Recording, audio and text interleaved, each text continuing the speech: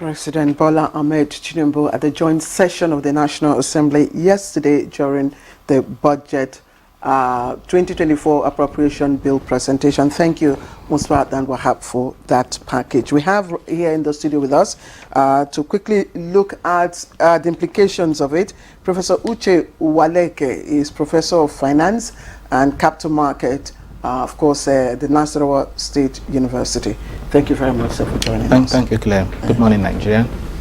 Also here is Honorable Philip Agbese, Deputy Spokesman to the House and Chairman House Committee on Media and Public Affairs. He is the member representing Ado Ogbadibo Okwoku Federal Constituency of Benue State and the House of Representatives. Many thanks for joining us, Honorable. Thank you for having me. Thank you. All right, gentlemen, let me start with Professor Uche Uwaleke. I mean, as expected, we'll have to, evaluate, the whole package. But I wanted to look at it from the point of view of the varying components, really, before we look at the parameters, in terms of the non-debt expenditure, the debt servicing figure, and of course the other variable that also come with it, the intended revenue generation. What's your, how do you evaluate it? Is it a healthy package, really, for Nigerians at this time? Yes, I think it is. And he also saw in the immediate how even the stock market reacted yesterday.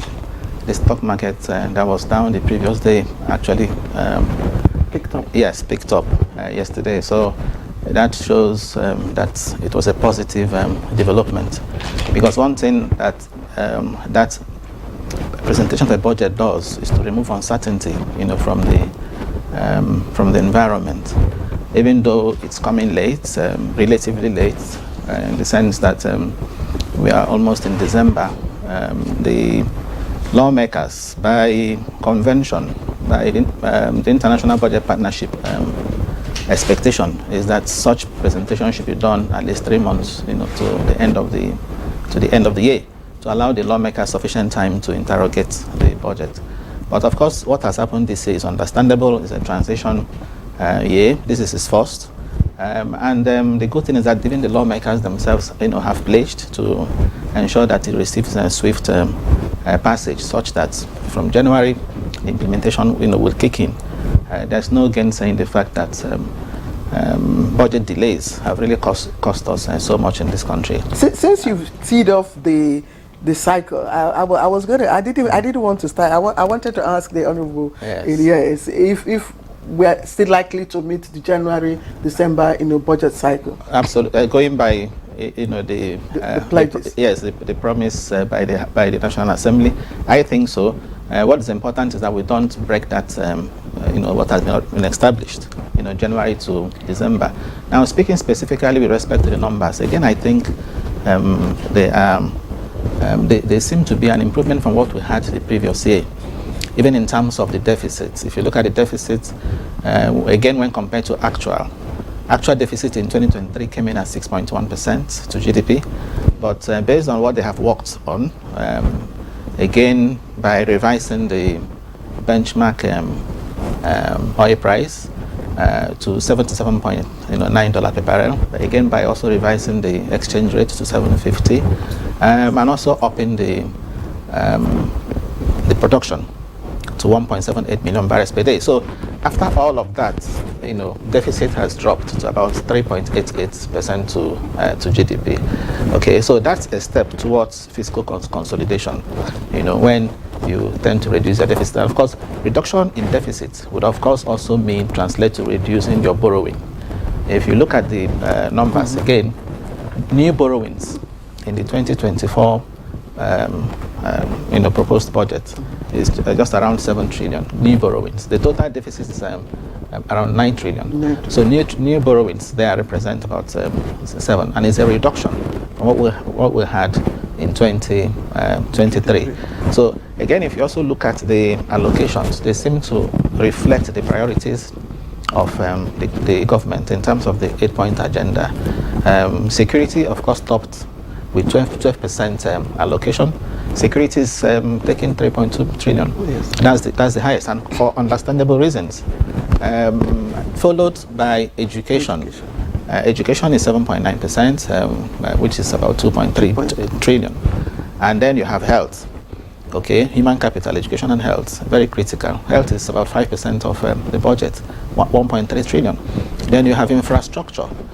Okay, my worry there is infrastructure there is comprising works and housing, transport, power, so a whole lot.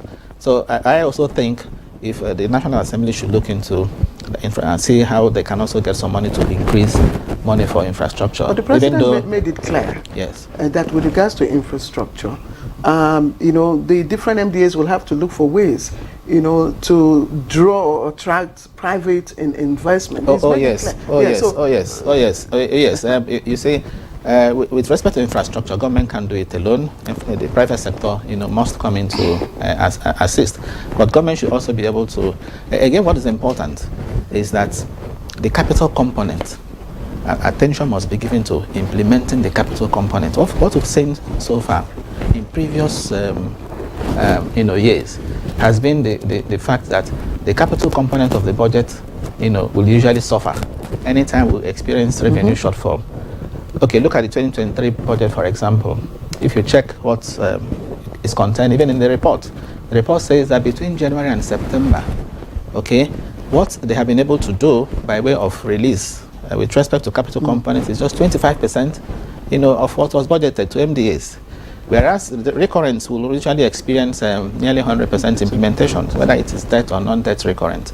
But for capital, it's usually the problem. So, of course, if you don't implement capital, what do you wouldn't expect that GDP numbers would improve. So, GDP figure overall, what's from the experts, financial experts' eye view? Yes. It's a good document. The challenge, as always, remains implementation. Yes. All right, many thanks, Prof. I'll quickly get to Honorable Philip now. You listened to Prof, and then, of course, yesterday the President was at the National Assembly, and the National Assembly members, talking about the Senate and the House of Rep members, received him. I listened to the Senate President, and he expressed some worries about the debt, at the moment, standing at 8.7 trillion naira. And listening to the Speaker, Tajuddin Abbas, he was worried about, how previous budgets have actually not met the expectations of Nigerians. And so that gives me, that's some like a feeling, what the National Assembly, feels about the renewed whole budget. So I'd like you to tell us. What do you think the National Assembly is likely going to do? You heard Prof talk about the fact that, some of the key sectors, the 8, priority sectors of the government have been, properly touched, and of course, much money has been, devoted to those sectors. What would the National Assembly be doing to this renewed whole budget? Are we going to likely see something completely different at the end of the day, or you think that you're likely going to go, or you agree with what the President has put forward to the National Assembly at the moment? Well, thank you very much, and I want to thank the professor for the detailed analysis. The Renew Hope budget, which we received yesterday, it's a replica. It captures our priorities in the National Assembly, particularly the 10th House of Representatives legislative agenda. And if you listen to the Speaker's speech yesterday, His Excellency Right Honorable Tajuddin Abbas, he expressed, his joy at some of the things raised in the President's speech. And again, he equally pointed out the fact that the implementation of the budget must affect the common citizens of this country. Remember that these are the very people who have voted us into office. And our priorities in the 10th House of Representatives, one, the issue of security. And from the breakdown that we have seen, Mr. President is desirous of making impactful development in the area of security. Mr. Speaker equally talked about the issue of poverty alleviation. And that again, we have seen Mr. President, making efforts in that area. So for us in the 10th House of Representatives, particularly generally the National Assembly, what we want to see in the next few days, is a concerted effort and partnership between the Parliament and the Executive. And we have actually commenced that with the sectoral debate. About 2 weeks ago, we received the nation's service chiefs, the CDS, the Inspector General of Police, and all the security chiefs were in the Parliament, to brainstorm and deliberate, for us to look at their challenges and possible ways, towards making interventions through the budget, lawmaking, and even oversight functions. And just like we had envisaged, situations like this. When we came on board, His Excellency Right Honorable Tajuddin Abbas, in his wisdom, decided to create about 139 committees, to properly oversight the MDAs. At that point, Nigerians were actually screaming, why duplicating, why, expanding the committees? But today, we are being faced with that reality, and we cannot see the wisdom of the leadership of the House of Representatives, because today we have just 30 days to do justice to this document presented to us by Mr. President. And, it is not possible for everybody on daily basis to come and begin to look at the document and debate it. But when you push them to committee levels, you just divide the document into the various sectors, the MDAs, and you send them to the committees. So within a period of 1 week or two, they are able to invite the leadership of the various MDAs to look at the details, and the committees will be able to come up with something which will be presented to the entire House for consideration. Now, if you come to the National Assembly, the people we have in the committees that are directly supervising the issue of finance, budgeting, appropriation, they are also credible people.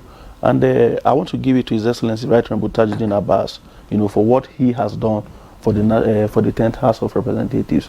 These committees are peopled by persons, with the intellectual and technical know-how to address these issues. And that is why for the first time in the National Assembly, the issue of committee distribution was not on the basis of juicy committee or who knows who or who knows that. It is purely, looking at your background before coming into Parliament, where you are coming from, what you have been able to do in the past, and where exactly you fit into solving the nation's problems. And that's why we have, people who have military background in the Security Committee, people with finance background in the Committee for Budget, Appropriation, and all of that. So far, so good. I want to assure Nigerians that we are not just only equal to the task, but we are desirous of, giving the best as far as this budget document is concerned. Thank you, Honorable. Back to Professor Uche Waleke. If we look at the projected earnings of, I think, 18.32 trillion naira, you begin to wonder the sources, where that will come, given, of course, the macroeconomic indices, available inflation and all that.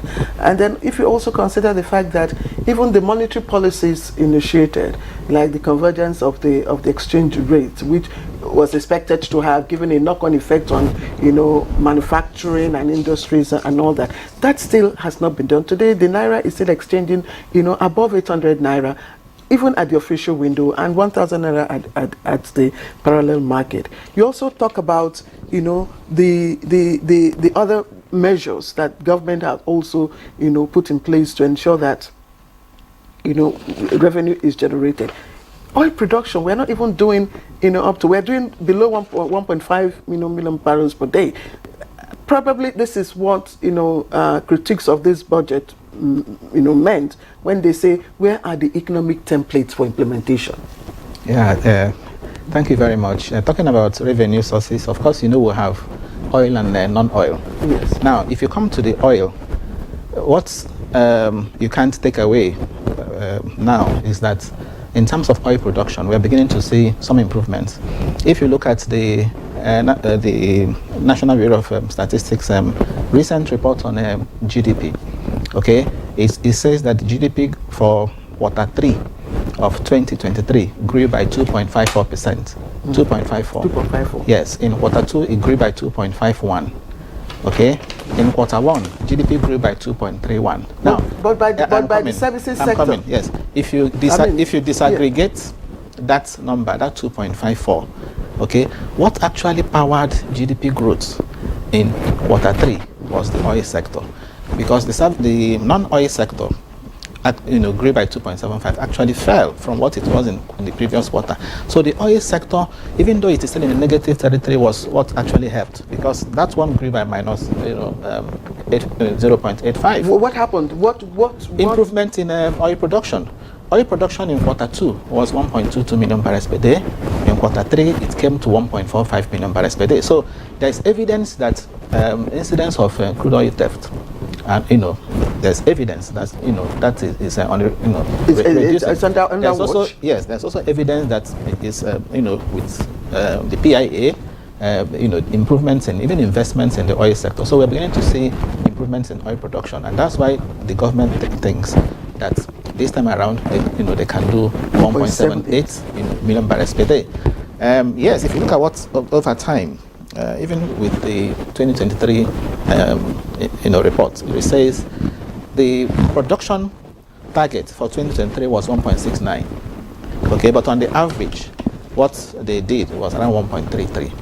Okay, but as I've just said now, we are noticing some improvements in oil production. Now, in the case of oil price, if you take the projections by international energy agencies, take the U.S. Energy Information Administration, for example. The U.S. Energy Information Administration is projecting $93 per barrel for 2024. The World Bank is projecting $80 per barrel for 2024.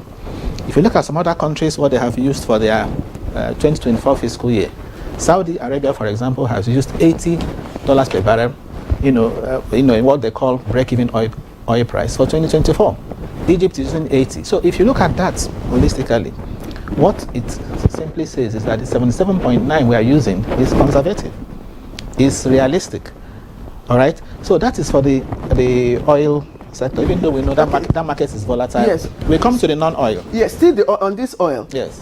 Because I read I think a week ago or thereabout, about global oil production cuts. Yes. And Nigeria is insisting that it won't go. What if pressure mounts and there's a reason for us to have to cut our production capacity?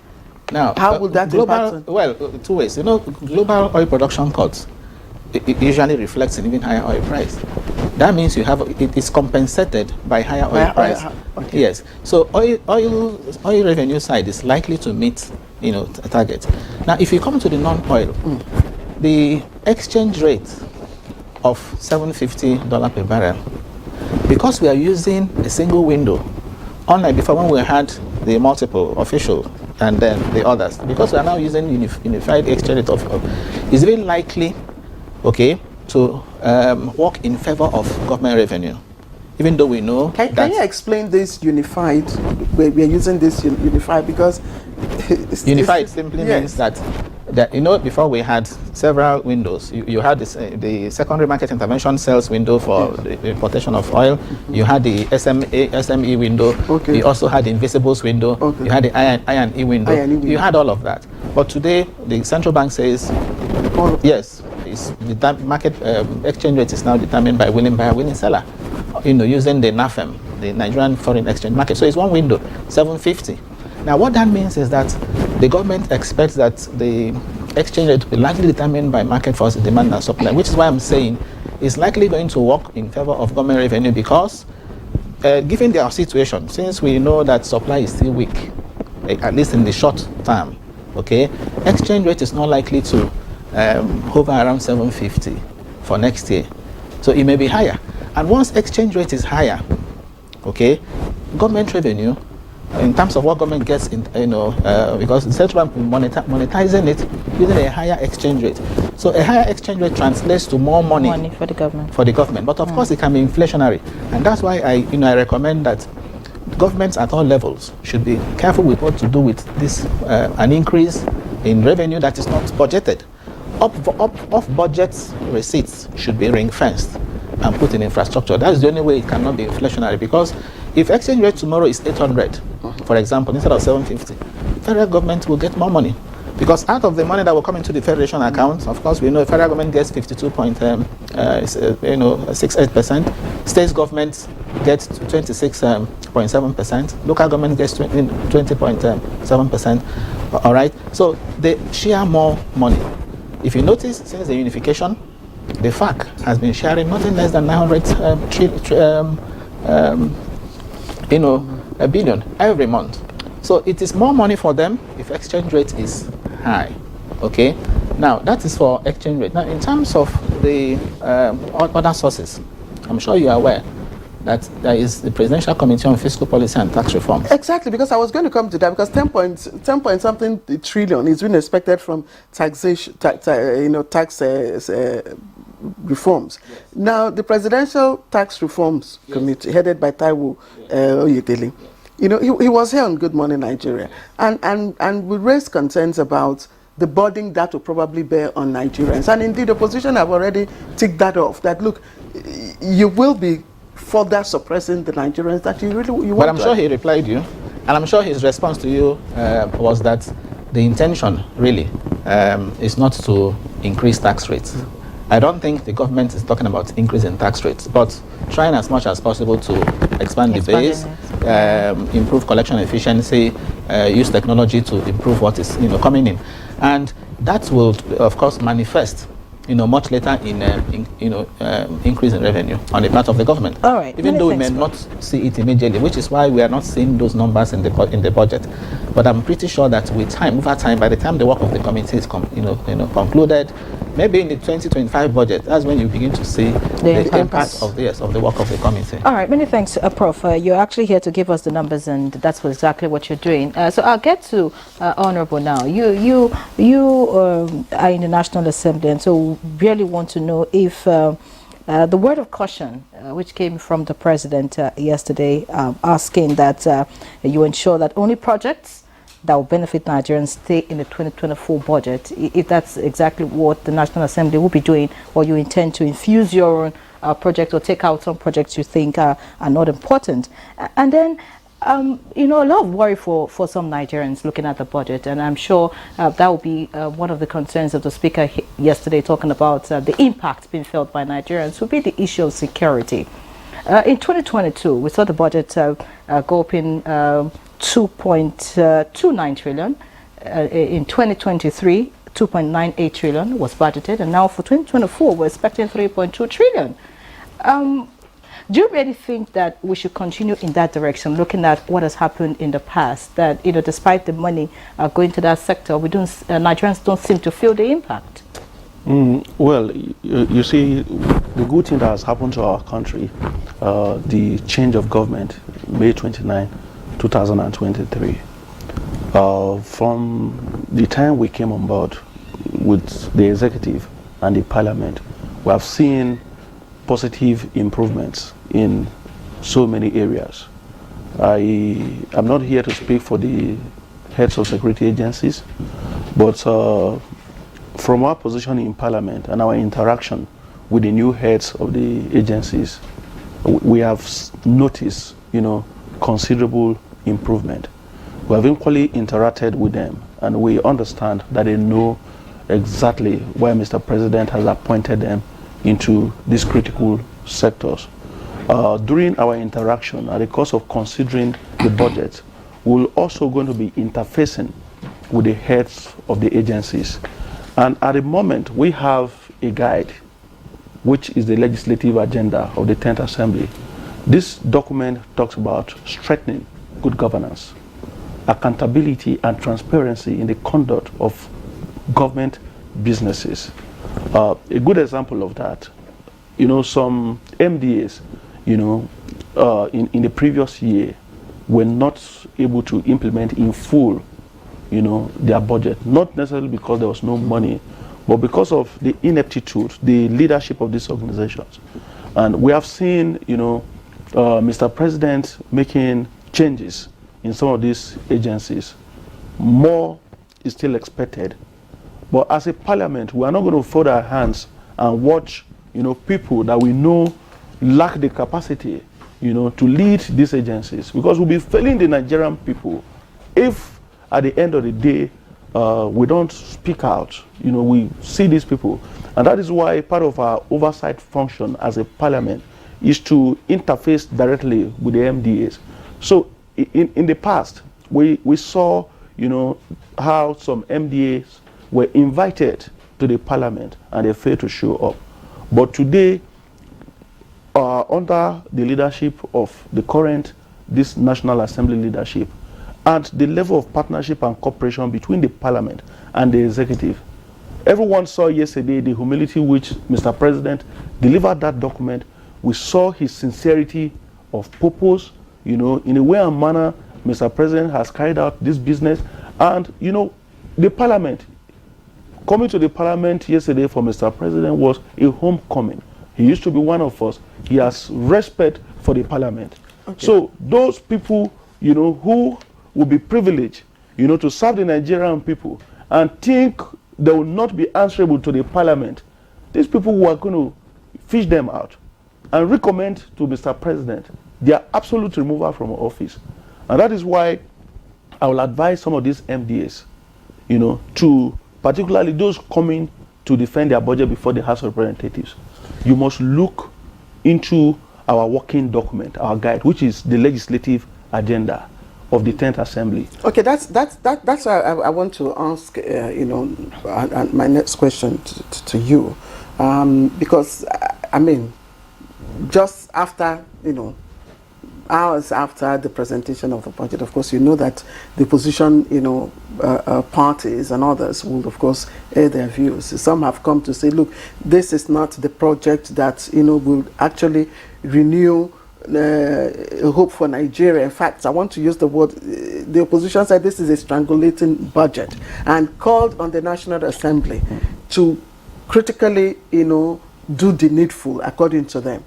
Now, you had a chance to scrutinize the MTEF even before now, and that's why you upped the parameters and all that. What will be the content of your scrutiny? Because Speaker Abbas did say that National Assembly was going to really scrutinize the budget and ensure that this really addressed the interests of Nigerians. Well, you see, the quality of men and women elected into the 10th Assembly. What are the things you are looking out for? Yes, we are all united. You know, it's very right for people outside the parliament, you know, to speak from their political leanings, religious background and ethnic and what's so called. But in parliament, we are united together, you know. And what are the things that have united us? Provision of critical infrastructure for the masses of our country. Interventions in the educational sector. Today, the security challenges that we have in Zafara are not different from what the man from Anyocha, somewhere in Anambra, is facing. The same security problems that we have in Borno may not necessarily be the same, but it's not far from what someone else in Badagry is facing. So these are the problems that have united us. Our focus in the National Assembly is to see how to make life better for the average Nigerian citizen. There's no doubt about that. If that is our focus, then the projects, right, the programs that have been articulated in this document, will be looking at how well they are going to impact on the citizens of our country. And let me tell you the beautiful thing about the National Assembly. For instance, the House of Representatives Committee on Finance. We call it Equal Representation Committee. It means it's a committee that has representatives from the 36 states, including the FCT. And when people were nominated, you know, to constitute this committee, it was done across political party lines. So it therefore means that even the committee for appropriation in the House of Rep today, you have members of Labour Party in that committee, you have members of APGA, YPP, PDP, and APC. So when they look at budget document estimates, they are not looking at it on the basis of, you know, what the executive wants to achieve. It is on the basis of what the people who have elected them into parliament, you know, what will benefit the people. Because in another 3 to 4 years, some persons will be seeking re-election. So if you are in a parliament like that and the programs that you have supported, right, the budget document that you have scrutinized, at the end of the day, face to address the problems confronting your people? How do you go back to the same people after 4 years? The for deficit. re-election? What does the National Assembly intend to do with funding the deficit? Because according to the budget, the appropriation bill, funding will be drawn from the private sector and national borrowings. Already, there's been a request for, about 7 point something or 8 trillion, yes, dollar borrowing, and also 100 million pounds borrowing. So, what do you intend to do about? You see, experts have advised us long before now that one, there's a need for us to invest more in providing critical infrastructure. So if government approaches the parliament with the intention of borrowing, not to squander, but to address critical needs of the people, like today, nobody can shy away from the fact that our higher institutions need urgent intervention as much as we want to intervene in the area of security. Our health sector is in their need of resources. The 774 local government areas that we have in this country, not all of them have, proper health facilities, to cater for our people. So we are going to look at this document. If government intends to draw resources from external sources, from the private sector, to intervene, towards solving these challenges. Our problem with the executive, I do not envisage any.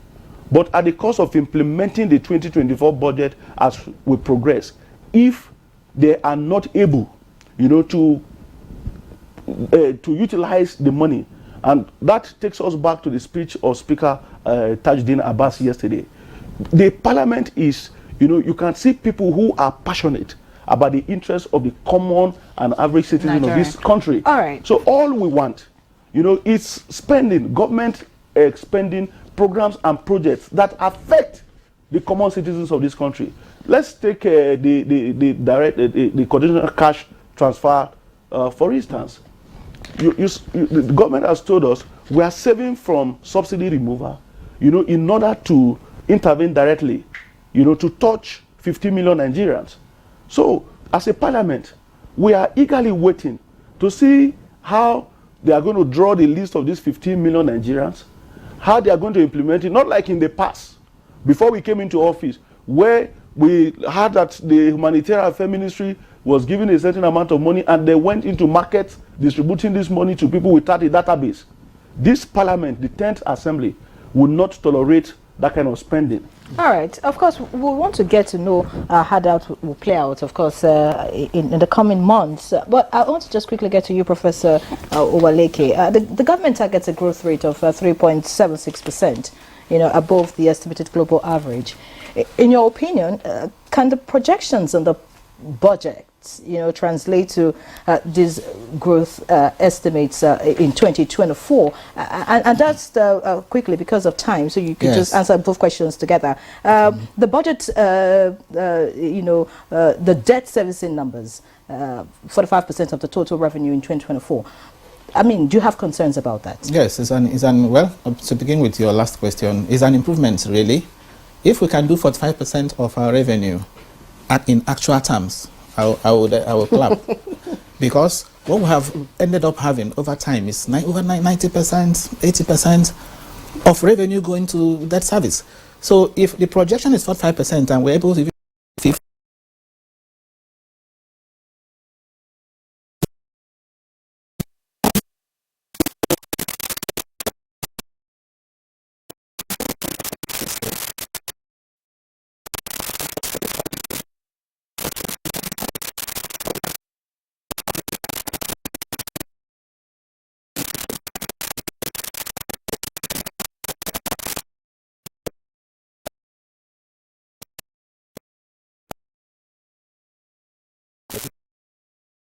and we are saying we want to do 3.76.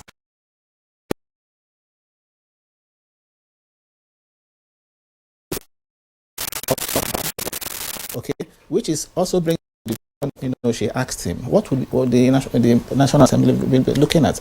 They should be looking at items that appear to be, duplicated over the time. They have, we have had this issue of duplications in the budget. They should try to comb and see whether there are duplicated items. Yesterday, the Senate President was talking about, and I agree with him, unbundling the government agencies, because it recognizes that there are overlapping functions. So are there items that appear duplicated? Okay. Are there items that appear, bloated? Are there, again, heads that needs to have more money? For example, the social the investments and poverty reduction is just about 500 billion. That's what is voted there, and it's very, to me, it's very small. In terms of poverty reduction. And again, what should be the approach? I don't recommend conditional cash transfer.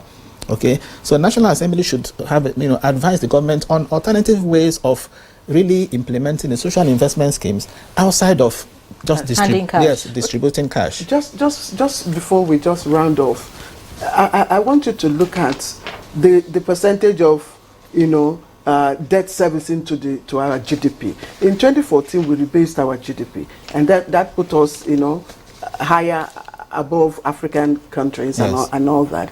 But since then, our GDP, base has been, coming down. Yes. I don't know what it is now. I think it's maybe about 400 and something. I don't know. Yes. But not in real terms. Yes. So even if you add in real term GDP, take it, it's going to be lower.